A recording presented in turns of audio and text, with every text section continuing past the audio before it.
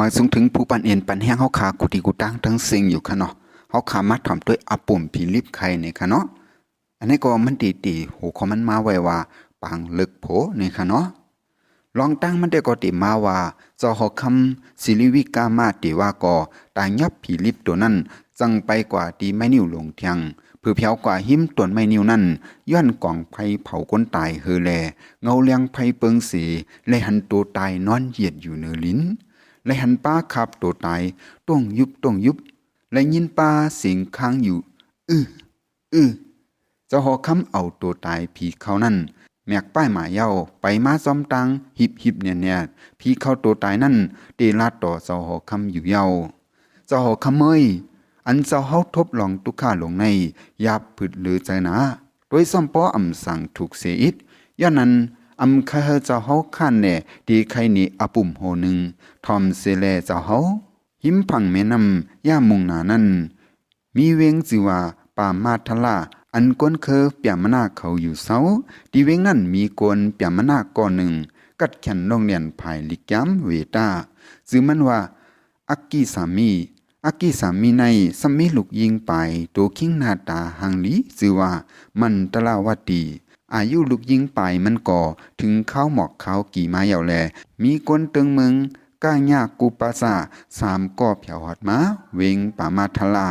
สายหนุ่มสามก่อในนำกระตังแขนตังหมอเขาเต้ากันตังสามก่อเย้าก่อต่างย้อนกบกูซอนมิงซ้อมลูกยิงไปมันตังสามก่อนังเก่า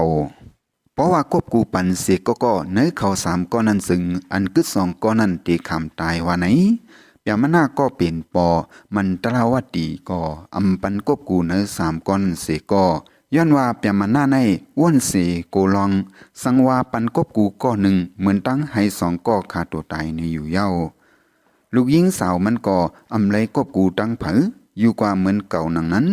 สายหนุ่มสามก้อนนั้นก็อำวักปอกมือคำอยู่ที่นั่นเสออำหนเข้กันหิมกันปานอุบมันตลาวตีอยู่เย้า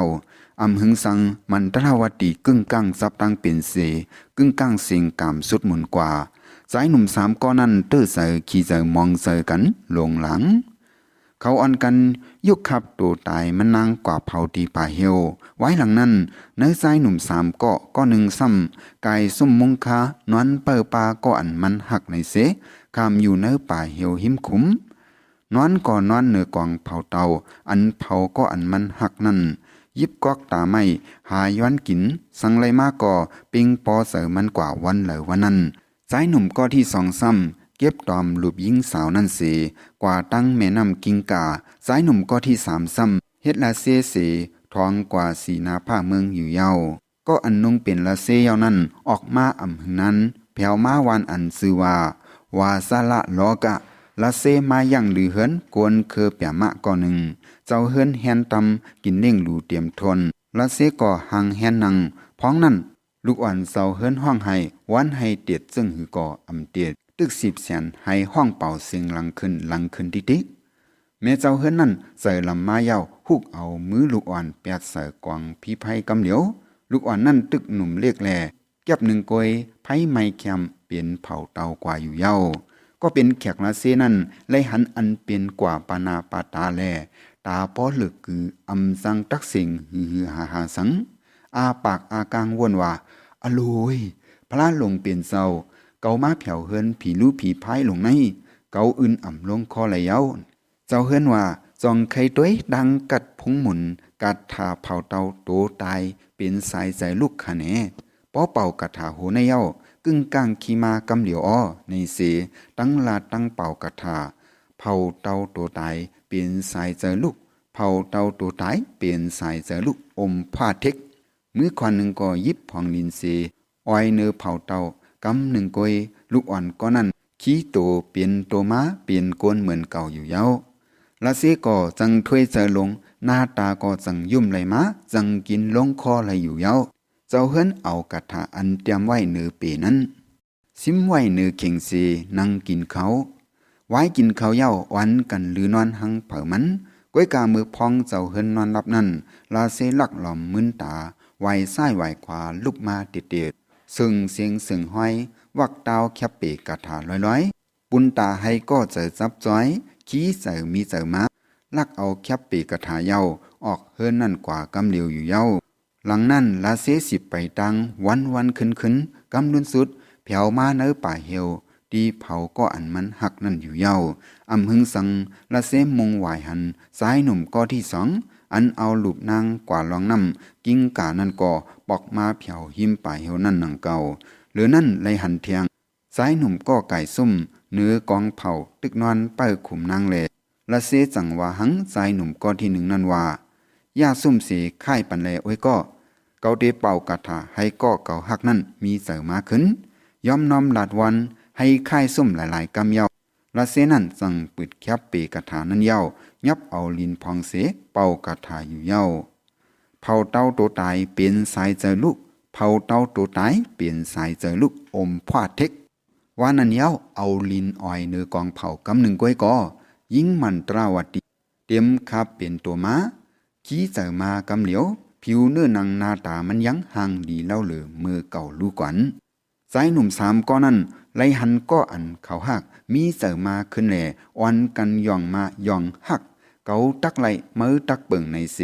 ซี่นาตำตากันทิ้งกันม้อกันโอนปั้นลงกว่าอยู่เย้าสายหนุ่มก็ที่หนึ่งว่ายิ่งสาวก็ในย้อนกระถาเก่าแลจังขี้ตัวมีเสริมมาก็นั้นเป็นเมเก่าสายหนุ่มก็ที่สองก็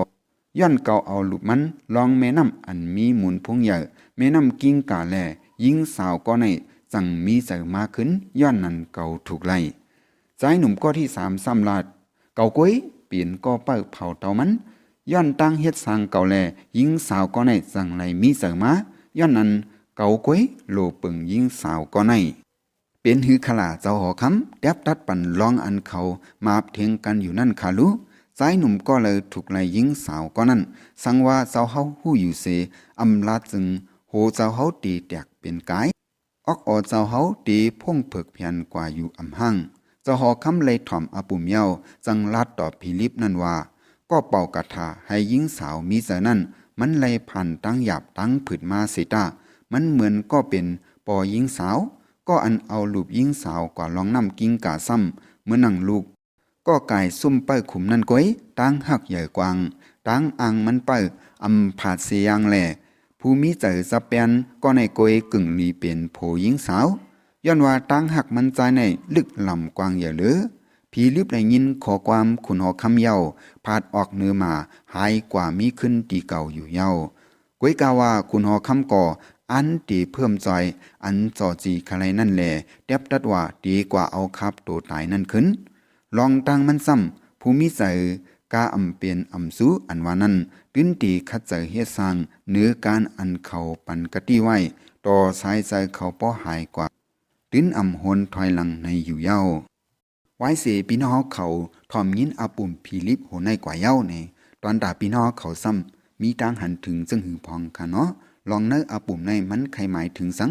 ยาก็พี่น้องเขาซ้ำไหลตั้งหู้สังกว่าดีเนื้ออาปุ่มพีลิปไข่โหในพองค่ะเนาะสังเจว่ามีปาวาในซึ่งอย่าไปลืมคอมเมนต์ไว้ปันขาวเขาสีกำย้อนไปว่ามันติเป็นการเรียกลายตั้งหู้กันตอนดาบพี่น้องเฮาขาซื้อมาปั่นแฮงกูก่อกูก้นนั่นขนาดออขาย้อนมือสูงลบหลังกว่า